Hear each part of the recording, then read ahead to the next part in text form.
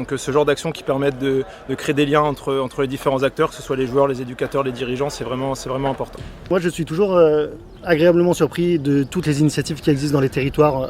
On voit qu'il y a des clubs à Saint-Étienne, à Lyon, à Strasbourg qui sont très engagés sur ces sujets-là. Ils se posent des questions évidemment, ils ont envie de faire un peu plus, ils ont aussi des réalités qui sont quelquefois compliquées, que ce soit des bénévoles qui manquent, ou qu'il faut garder, des financements qui ne sont pas toujours accessibles, des créneaux, des éducateurs, enfin il y a toute une réalité que les clubs amateurs ont. On essaie de comprendre leur situation et essayer de les aiguiller. Quelquefois c'est de l'information qui n'est pas accessible, quelquefois c'est un contact à la préfecture, à la collectivité qui va permettre de lever des petits freins sur de la prise de licence, sur l'accès à un emploi, l'accès à un stage, etc.